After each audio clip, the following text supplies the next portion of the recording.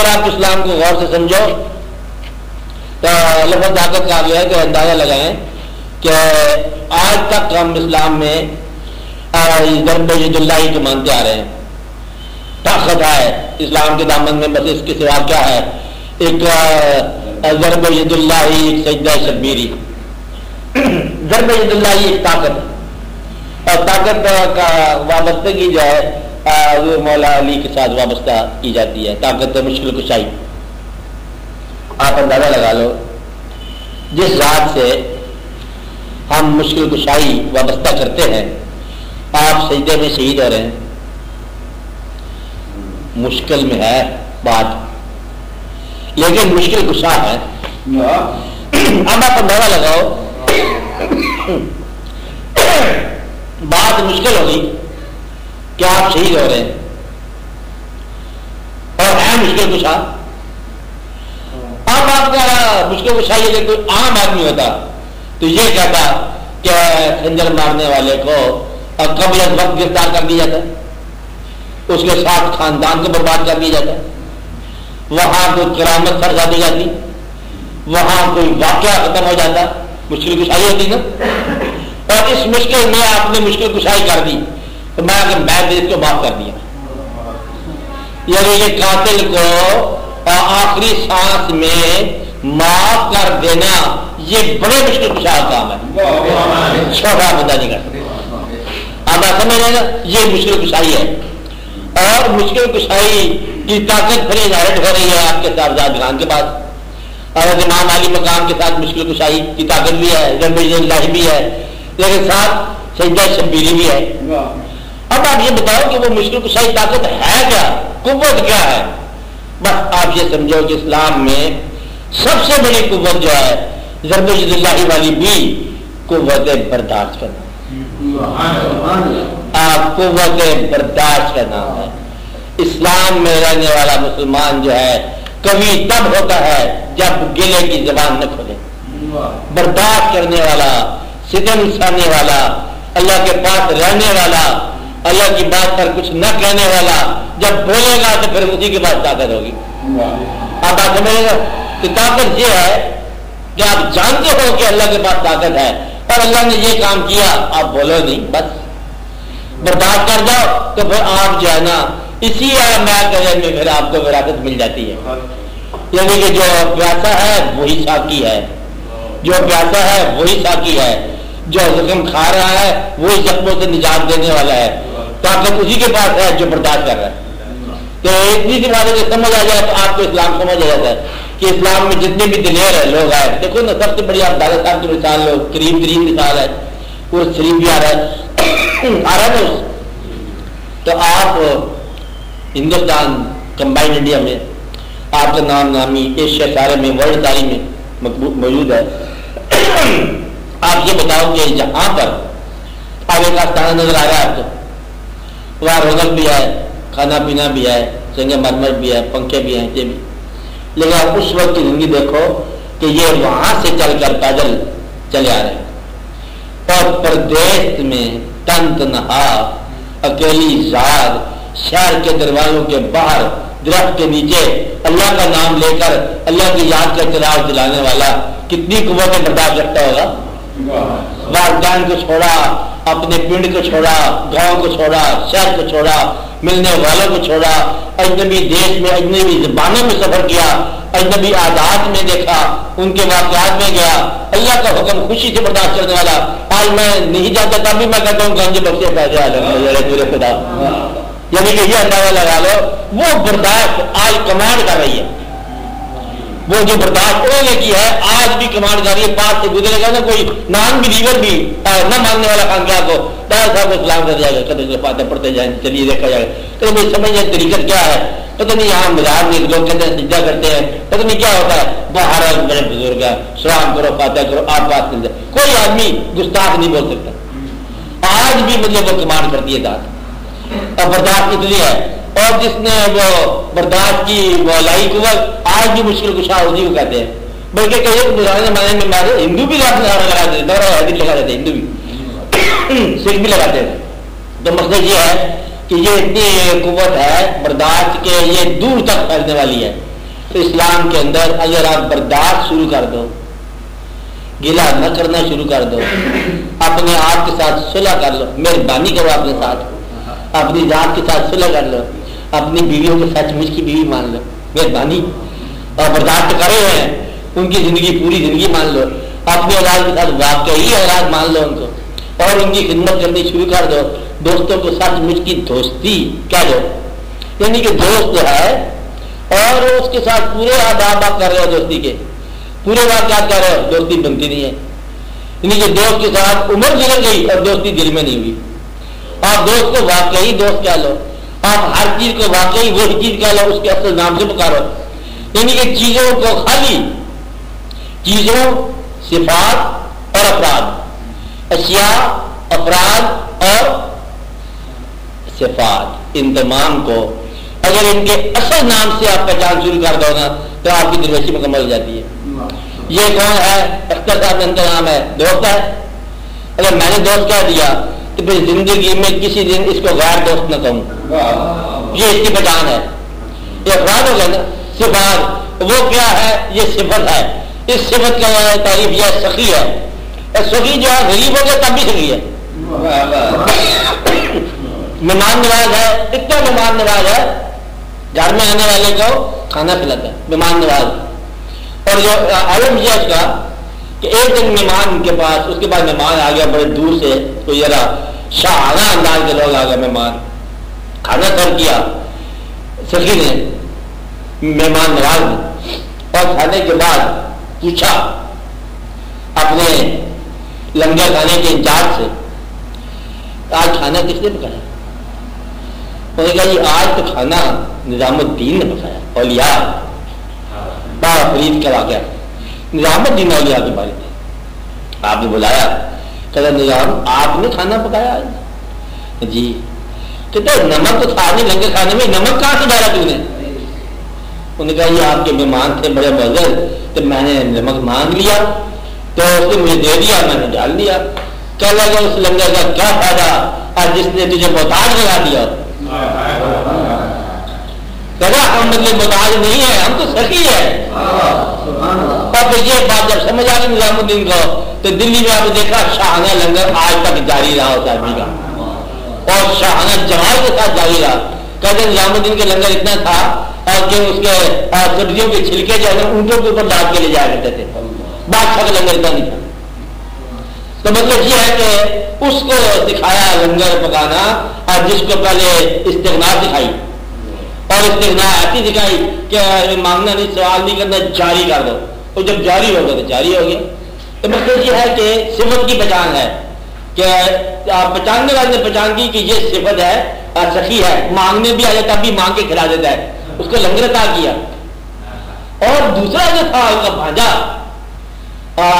ساور علی احمد، ہاں یہ نام ملاؤ ساور علی احمد ساور، آپ کو آپ کے بھانجا صاحب سے کچھ دیر بعد میں دماد بھی ہوئے، بہن آپ کی بابا صاحب کی بہن چھوڑ گئی اس کو کہ یہ آپ کا بھانجا ہے، تو یہ بڑا کام میں آیت بنی، تو آپ کے لنگر چلتے ہیں تو اس کو بھی تھوڑی سی ٹھیک ٹھاک صحت ہو جائے گی۔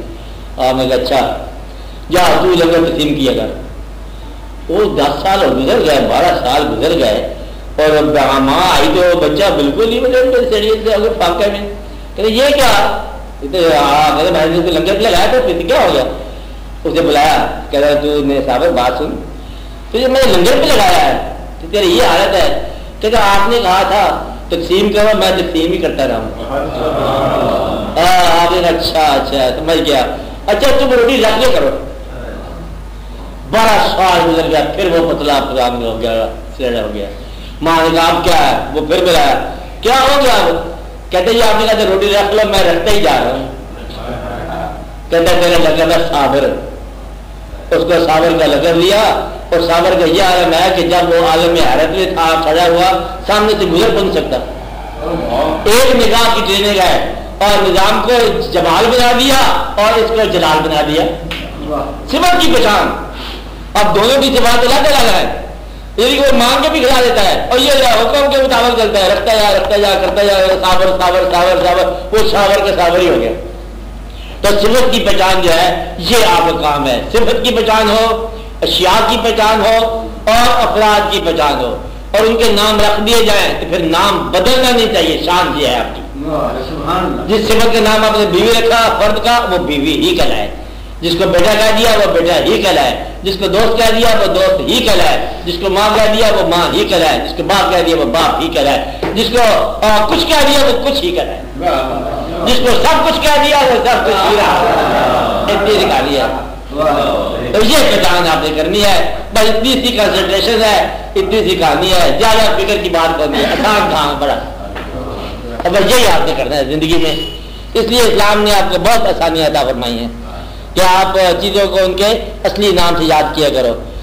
منافقت اور ملاوٹ اور یہ بلا سبب فقیریاں بیان کرنا اور یہ ولایتیں بیان کرنا, خدا کے لیے بچوں, پہلے قوم برباد ہوئی ان باتوں سے.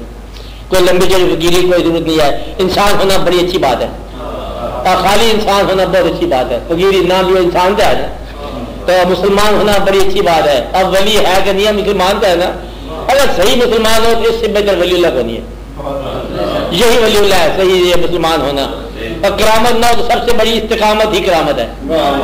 سب سے بڑی کرامت اس کائنات میں استقامت ہے.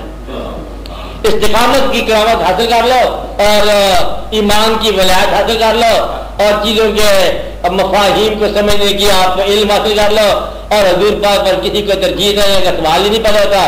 اللہ کو جاننے کی کوشش نہ کرنا, خدا کے لیے جاننے کی کوشش نہ کرنا, اور مانتے چلے جاؤ. اللہ دیتا ہے پہلے چیز پھر لے لیتا ہے, یہی اس کا کام ہے. اور دن کو بھیجا, سورج بھیجا آپ کے پاس, بڑی خوشی کے ساتھ ہم استقبال کر رہے ہیں. ایسے روشنی کے سورج مینار زندہ باد. شام ہو گئی, کہتا کدھر اگر لے گئے میں واپس بن لے جاتا ہے. پھر نہیں رہ سکتا اللہ, پھر کہتا ہے کہ صبح پھر دیتے تھے روشنی, یعنی کہ وہ دیتا جا جاتا ہے. اس کے کام ایسے ہی ہے, اتار چڑھاؤ کے. اللہ ہے نا, صفات کی تضاد رکھا ہوا ہے. رحمان ہے, قہار ہے, رحیم ہے, جلال اس میں ہے, اور بے شمار بندے بے اسماء کے اندر تضاد ہے. دن پیدا کرتا ہے, رات پیدا کرتا ہے, چھوٹی چیز پیدا کرتا ہے, مچھر پیدا کرتا ہے, پہاڑ بناتا ہے, دریا بناتا ہے, چھوٹی بڑی آمنے سامنے ضد جائن کا مالک ہے, بادشاہ ہے, شنشاہ. فرعون والی چھوٹے موسیٰ علیہ السلام نے دی کہ جو یہ واپس بات کر لو, تو فرعون کی برباد کر کے رکھ دی موسیٰ علیہ السلام نے, اڑا کے رکھ دیا, پوری بادشاہی اٹھا دی. تو اس میں بھی کہنے والے کہتے ہیں, عجیب بات کہتے ہیں کہنے والے, کہ جب فرعون کیا موسیٰ علیہ السلام کے زمانے تھے تو اللہ میاں کی گفتگو ہوتی موسیٰ علیہ السلام سے, کہا کہ موسیٰ علیہ السلام تم ٹھیک کہتے ہو, یہ ہے تو آدمی اچھا نہیں ہے, لیکن اس کی بہت ساری باتیں مجھے اچھی لگتی ہیں. اللہ نے کہا فرعون کے بارے میں, اس پر کہر تو ہے لیکن اس کو اچھا لگتا ہے کہ علم والوں کی عزت کرتا ہے اور کھانا ضرور کھلاتا ہے ہر آیا گیا کو. اور یہ دو چیزیں جو ہے نا اس کی مجھے اتنی اچھی لگتی ہے نا کہ دل نہیں کرتا اس کے اوپر عذاب ڈالنے کا, لیکن یہ مانتا نہیں ہے اس لیے پھر اس کے اوپر عذاب. اور جب عذاب قریب تھا, عذاب کے ایکچوئل آنے سے پہلے قید ہوا وہاں پر, اور قید کے اندر اور لوگ آگے پیچھے ہو گئے, اس کی ذاتی محفل ٹوٹ گئی, علم دوست چلے گئے, اور قید کی وجہ سے لنگر بند ہو گیا. بس لنگر بند ہو گیا, عذاب قریب ہے. جب تک بدلے میں کسی کے نام کا لنگر چل رہا ہے, نہ انسانوں کی خدمت کی جا رہی ہے, نہ عذاب نہیں آتا. میں یہ کہہ رہا ہوں عذاب کو ٹالنے کا آسان طریقہ ہے روٹی پکاؤ. تندور والی روٹی ہوگا, بڑی چوڑی نا تندور کی روٹی. ہاں, کسی ایک بھوکے کے اگر پیٹ میں کھانا چلا گیا نا تو یہ سمجھ لیا کہ تمہارے سر سے دوزخ چل گئے. یہ اتنے بڑے راز کی بات ہے, اتنے بڑے راز کی بات. مقصد یہ ہے کہ جن کے لنگر چلتے ہیں نا ان میں بڑا لوگوں نے نظام سنبھال لیا, چادریں جانا شروع ہو گئے, اور میدان میں پنکھا لگانا شروع ہو گئے, کچھ فروعات شروع کر دی, کچھ ہندوات شروع کر دی, ہندو زمانے کی باتیں شروع کر دی. تو اصل بات جو ہے نا تحقیق سے نکل کے تقریر میں چلے گی. تو ورنہ یہ بات میں راز کی تھی, بڑے رونق کی بات تھی کہ ان لوگوں کا جو ہے نا کس طرح ہمیں پذیرائی کرنی تھی. ہم نے ان لوگوں کو قبر بنا کے پوجا شروع کر دیا, حالانکہ وہ قبر نہیں ہے. اگر قبریں مٹا دی جائے نا پھر دادا صاحب بہت جلوہ کر ہو, قبر ہی نہ ہو, روزہ ہی نہ ہو, مقبر ہی نہ ہو, پھر دادا صاحب ہی ہو, یہ بات نہیں. پھر ایک اور رونق نکلا ہے. اچھا, لیکن مزار ایک نشان ہے ایک آدمی کا کہ اس کا مدفن ہے, اور جس آدمی نے یہاں ایک مقام شروع کیا. اگر ہم مزار کو صرف نشان کے طور پر لیں تو پھر بات آسان ہو جاتی ہے. ہم مزار کو بعض اوقات ایسا انداز میں لیتے ہیں کہ جھک جاتے ہیں ہم اس کے سامنے، یہ نکال دیا جائے تو بڑے راز کی بات ہے۔ جس شخص نے، میں آج فتویٰ ہی دے رہا ہوں آپ کو، جس شخص نے کشف المحجوب نہیں پڑھی اور دادا صاحب جاتا ہے تو غلطی کرتا ہے۔ بس کشف المحجوب تو پڑھو جس سے آدمی نے محنت کیا ہے، جس کا نام ہے گنج بخش فیض عالم مظہر نور خدا، اس نے ایک کتاب بھی لکھی ہے، اور کتاب اگر آپ سمجھو تو پھر آپ اس کے پاس جاؤ تو فیض ملے گا، ورنہ آپ کا سفر بالکل بے فیض ہے۔ وہ کہہ رہے میں کتاب لکھتا ہوں، آپ کو یہ کتابیں چھوڑو ہمیں تو ویسے ہی آپ سے پیار ہے، یہ کیا بات ہے؟ ایک آدمی پینٹر ہے، آرٹسٹ ہے، کہتا ہے میں تصویریں بناتا ہوں، کہتا ہے تصویریں سمجھے تو مجھے ویسے ہی آپ سے پیار ہو گیا۔ یہ ویسے والا پیار جو ہے نہیں ہے اسلام میں یوں۔ تو آپ اس کو دیکھو کہ کشف المحجوب کو پڑھا جائے اور غور سے دیکھا جائے، اور ایک بات اور یاد رکھی جائے، دادا صاحب کسی مزار پر نہیں آئے تھے، بس ایک کام میں آئے تھے۔ ہم صرف مزار پر جاتے ہیں، ہم کام میں نہیں جاتے۔ اور دادا صاحب کے پاس خواجہ صاحب تشریف لائے، اور خواجہ صاحب کو جب فیض ملا، فیض، تو خواجہ صاحب نے فیض لینے کے ساتھ ہی رخصت فرمائی اجمیر شریف، جا کام شروع کر دی۔ ہمیں فیض مل جائے تو ہم پھر وہیں سے روٹی اٹھانا شروع کر دیتے ہیں۔ تو وہ شخص جو دادا صاحب سے فیض لے کر دادا صاحب کے پاس ہی بیٹھے رہے، وہ بے فیض ہے۔ فیض تو یہ ہے کہ میاں صاحب کو فیض ملا شریف پور شریف، آپ نے وہاں اپنا جلوہ شروع کر دیا، اور بابا صاحب کو فیض ملا اور پاک پتن شریف جلوہ شروع کر دیا۔ مقصد یہ کہ فیض کا مطلب ہے کہ لو اور آگے کام شروع کرو، کام وہی کا وہی کھڑا ہوا ہے، تو فیض تم نے کیا کیا؟ فیض یہ تو نہیں ہے نا کہ بھائی تم اینٹ گارے پتھر کا نام شروع کر دو کہ خدا سے بڑا کرم ہو گیا۔ اب کیا کہتا ہے میں دروازہ کھولتا ہوں، میں دروازہ بند کرتا ہوں، شرح منظور مجھے کہا کوئی میں یہ کرتا ہوں، چادر میرے پاس سارا ریکارڈ ہوتا ہے، ہم غریبوں کے کرتے ہیں، کیا ہوتا ہے شادی شدیاں۔ یہ تو فیض کی بات نہیں ہے۔ فیض کا مطلب ہے جس علم کا وہ مرکز ہے یا مظہر ہے، اس علم سے بھی کوئی تیرا واسطہ ہوا۔ اگر اس علم سے واسطہ نہیں ہے تو پیسے کو تو فیض کہتا ہے کہ وہ بڑا فیض ہے، وہاں گنج ہے، پیسہ ہے، تو پھر میرا خیال ہے صدر ریگن جو ہے وہ غوث زمان ہونا چاہیے۔ ہاں پھر تو پیسہ اس کے پاس بڑا ہے، مفت دیتے حکومتوں کو۔ اور پچھلے جی $5 بلین تھا، وہ کیا کرے معاف کر دیا، $5 بلین تم نے معاف کر دیا، وہ داخل کا نہیں دے دے۔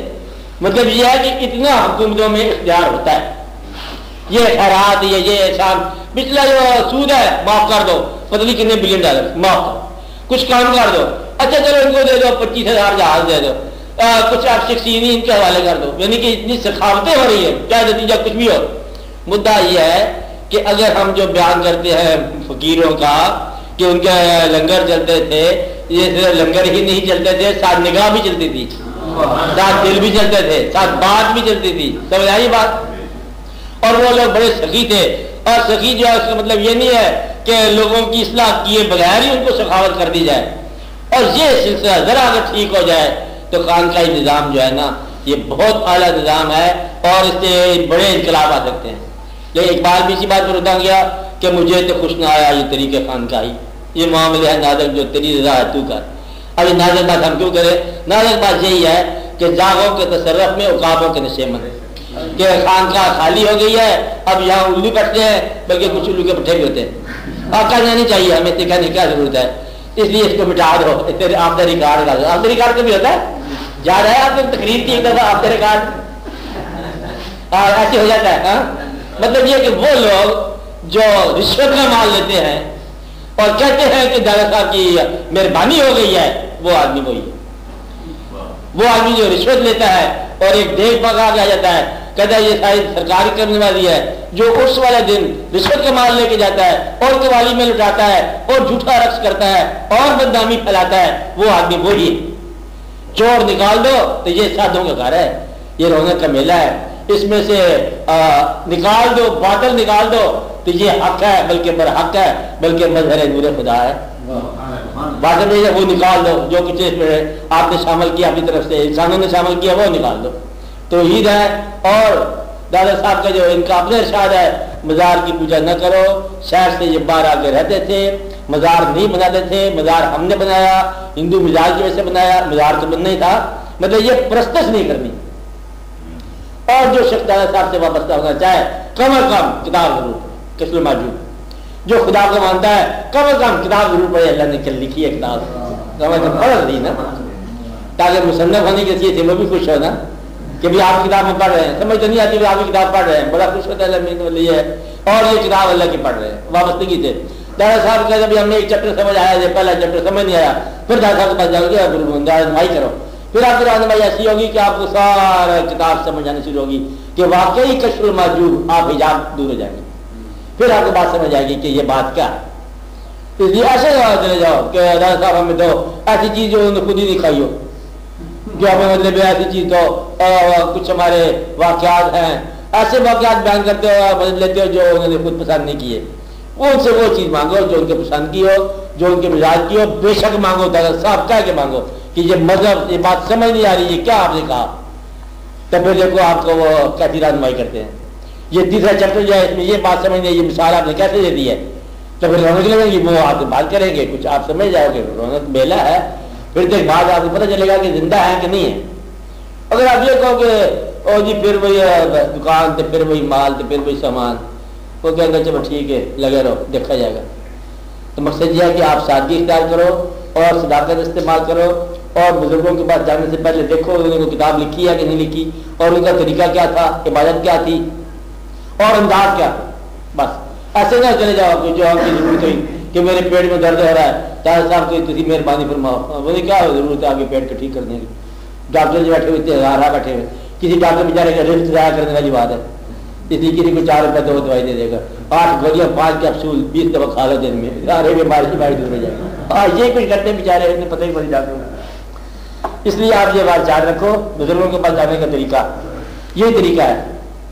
اپنے آپ پر بھروسہ کرو, زندگی ایک دفعہ نہیں ہے, اگر آپ سے کوئی غلطی سرزد ہو گئی تو آپ کو یاد رہے گی اور آپ کو افسوس رہے گا. اس لیے اپنی غلطیوں پر توبہ کر کے اپنی فائل سے نکال دو وہ کاغذ, بھائی یہ یاد رکھے میری بات, اپنی فائل کو صاف کر دو کہ اس کو توبہ کرتے ہیں, اس کے اوپر جو ہم پھر نہیں جاتی ہے, کچھ صدقہ دے دو. گناہ توبہ کی ہے پھر یاد آتی ہے گناہ کی, ٹھیک ہے, پھر کچھ صدقہ دے دو, یا اللہ تو اس چیپٹر کو یاد فرما ختم کر, تو معافی دے دے, وہ آپ کو یاد گناہ بھی مٹ جائے گی. فائل اپنی صاف لے کے جاؤ اللہ کے آپ. اس میں کوئی لمیٹڈ اچیومنٹ کی بات نہیں ہے, کوئی دریافت کرنے کی بات نہیں ہے, صرف سیدھا عاقبت کی راہ دریافت کرنی ہے, سادگی کا رستہ دریافت کرنا ہے, ماں کا مقام دریافت کرنا ہے, باپ کی محبت دریافت کرنی ہے, اولاد کے ساتھ شفقت دریافت کرنی ہے, پیسہ لینا دریافت کرو اور تقسیم کرنا بھی دریافت کرو. لمبی چوڑی کھانی کو نہیں ہے, باقی اللہ کے جو چاہے وہ کرتا ہے, اس لیے جو ہو رہا ہے گلا نہ کرنا. تو اس لیے آپ لوگوں کی دعا ہے کہ اللہ تعالیٰ آپ کو اسماء, اشیاء, افراد, صفات کا صحیح پہچان دے اور ان پہچانوں کا بدلو نہ. دوست کیا دیا پھر دوست کہتا میں نے اب دوست کیا دیا, میں دوست نہیں نبھاؤں گا, میں نے جو کیا دیا میں اس کو نبھاؤں گا. اپنی الفاظ کی تقدس کو پامال نہ کرو, اپنے الفاظ کی تقدس کو پامال نہ کرو, اپنے الفاظ نہ بدلا کرو. آپ بات سمجھ رہے نا, نیکی صرف اتنی ہے, وابستگی کی استقامت, بس استقامت ہی کرامت ہے اور آپ کو کامیابی عطا فرمائے. اللہ آپ کو بہت سکون اور صحت عطا فرمائے.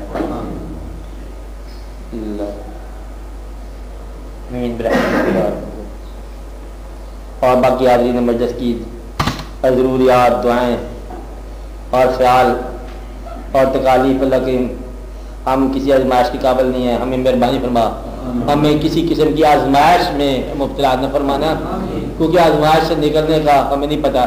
ہم ایمان رکھتے ہیں لیکن اتنا کبھی نہیں ہے ہم لوگ کہ ہمارا ضعیف لوگ ہیں, ہمارے ایمان کو آزمائش سے نہ گزارنا یا رب العالمین. بس تو اس کو جتنا ایمان ہے ایسے تو ہی قبول فرما, ہم تجھے جیسے سمجھتے اتنے قبول کر رہے ہیں, تو ہمیں جانتا ہے کہ ہم جو کچھ ہے تو ہمیں ویسے قبول کر لیں. بس یہی تیری مہربانی.